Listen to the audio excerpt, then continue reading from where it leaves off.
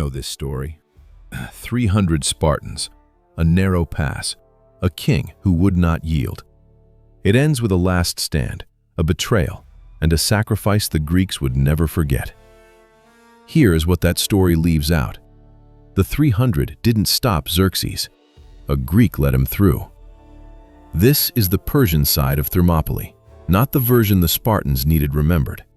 The story of a man who had spent 3 years building a road across the sea, who moved an army of hundreds of thousands through the mountains of northern Greece, and who, when a 15-meter-wide gap in a cliff face became a problem, simply sent someone around it. By the end of this video, Thermopylae will look entirely different.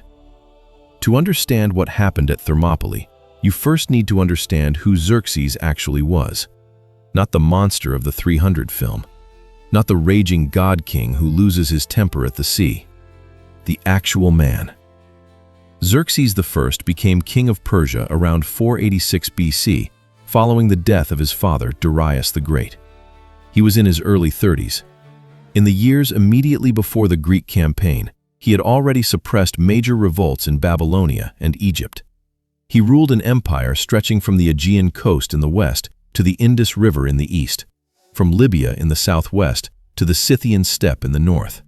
46 peoples, dozens of languages, dozens of climates. He was managing the most complex administrative system in the ancient world. Why did he march on Greece? Herodotus frames it primarily as revenge. Darius had suffered an unexpected defeat at Marathon in 490 BC, and Xerxes was completing his father's unfinished campaign. But modern scholars caution against reducing his motives to revenge alone. Pierre Briand, one of the foremost scholars of the Achaemenid Persian Empire, frames the invasion as imperial continuation.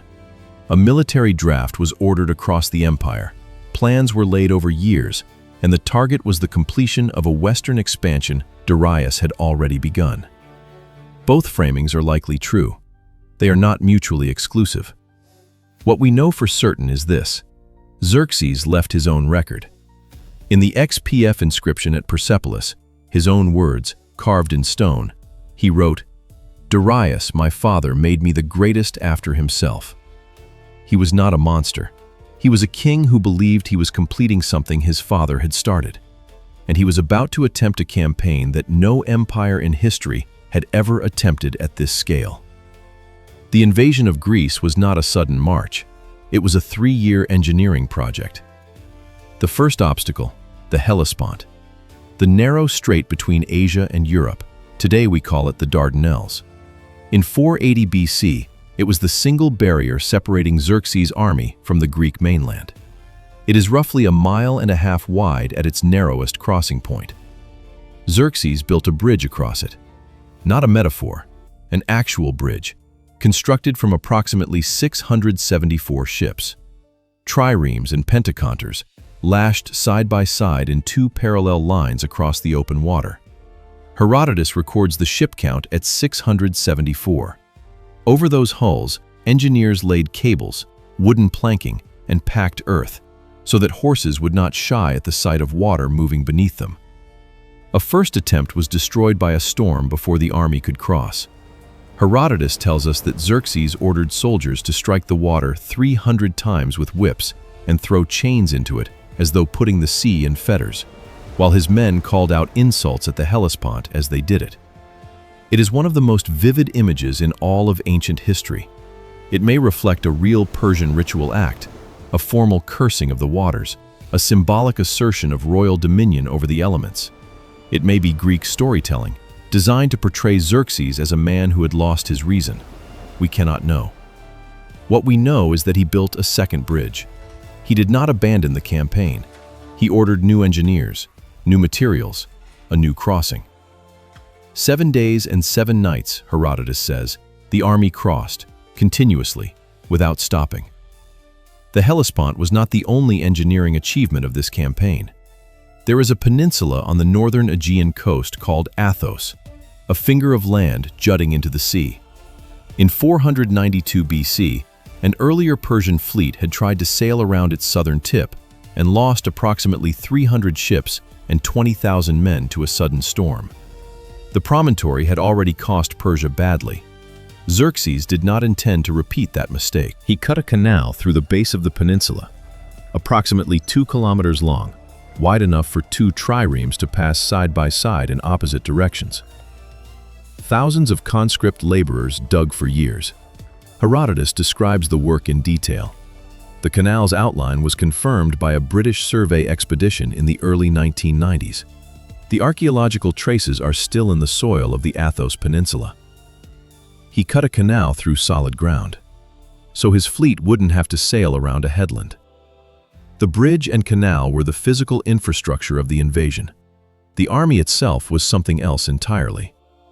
Herodotus lists the contingents in Book 7 of his Histories, approximately 46 peoples from across the Persian Empire, marching under Xerxes. Persians, Medes, Scythians, Indians, Ethiopians, Lydians, Arabians, Egyptians, Babylonians, Thracians. 46 distinct peoples in total, each with their own dress, their own weapons, their own commanders, their own languages. We do not need to take Herodotus' word alone for this reality. At Persepolis, the ceremonial heart of the Achaemenid Empire, the Apollina Palace staircase is lined with carved stone reliefs showing representatives of 23 tribute-bearing groups from across the empire. Lydians carrying golden vessels, Ethiopians leading an okapi, Ionians with bolts of cloth, Bactrians with a Bactrian camel. These reliefs were carved in stone under Darius, beginning around 518 BC, decades before the Greek campaign. They are not a Greek description of the empire. They are the empire's self-portrait. Carved under Darius, decades before the Greek campaign. This is the Achaemenid Empire documenting itself. 23 peoples in tribute procession. And by 480 BC, Herodotus would count 46 marching under Xerxes. 2 different records, the same empire. At the center of that coalition stood an elite unit the Greeks called the Immortals. 10,000 strong, maintained at exactly that number. Any fallen member immediately replaced, so that the unit appeared, from the outside, never to diminish. They served both as Xerxes' royal bodyguard and as his shock combat force. The 1,000 who carried golden pomegranates on their spears were the inner royal guard. The remaining 9,000 carried silver. Their commander at Thermopylae was a man named Hydarnes. The Immortals were the finest soldiers in the Persian army, and they were going to need to be. One thing you have probably heard about the Persian army: it was enormous. 2 million men. Some accounts say more. Here is the accurate version of that. Herodotus gives a total of approximately 1.7 to 2.6 million fighting men. Modern scholars universally reject that figure. Not most scholars, all of them. Paul Cartledge, in his study of the battle, put it plainly. There is not a single professional historian today who believes in the accuracy of Herodotus's reported numbers. Tom Holland called it almost certainly a grotesque exaggeration, part of the Persian propaganda machine, looking to panic the Greeks into despair before a single blow was struck. Pierre Briand noted that ancient army figures like these reflect literary conventions designed to magnify the glory of those who face them. What was the real number? Modern scholars estimate the Persian force in the hundreds of thousands, not millions. The honest answer is that Briand and Cartledge both declined to name a specific figure. The evidence does not support one. If this is the kind of history you didn't learn in school, the side that usually gets left out, subscribe. We cover it every time. The army was vast. The engineering that brought it here was extraordinary. And now it was being held up by 300 Spartans in a gap 15 meters wide. This is what Xerxes saw when he arrived at Thermopylae. Not a mountain, not a fortress, a gap, a narrow defile between a cliff face and the sea. The Greeks called it the Hot Gates, for the thermal springs nearby. At its narrowest point, the pass was roughly 15 meters wide enough for perhaps a dozen men fighting side by side. Against this gap and the 300 Spartans and their Greek allies holding it, Xerxes sent the Medes first. They were repulsed. Then the Scythians, repulsed again. Then, after 2 days of watching his infantry break against a wall of Greek bronze, Xerxes sent in the Immortals, his best soldiers. 10,000 men trained for exactly this kind of assault. Cartledge records what happened. Xerxes felt he had no option but to send in his elite royal bodyguard, and still they could not break through. Again they were repulsed, again with serious casualties. What he carried was information. There was a mountain path, the Anapeia path, that curved around the cliffs above the pass. It bypassed the Greek position entirely. The path existed. It was guarded. Xerxes listened. He sent Hydarnes, commander of the Immortals, with a force up the Anapeia path before dawn. Guarding that path were Phocian troops. When they heard the Persian force coming through the pre-dawn darkness, footsteps on the leaf-covered ground, they retreated to higher ground to protect themselves. The path was open. When Leonidas learned that Persian forces were circling above him, he made the decision that had perhaps always been waiting. He dismissed most of the Greek allied contingents. They were ordered to fall back. Not everyone left.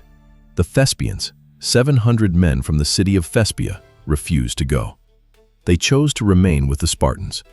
They are not in the popular version of this story. They were there. They died at the pass alongside the 300. Did you know about the Thespians? Drop it in the comments. We read every one.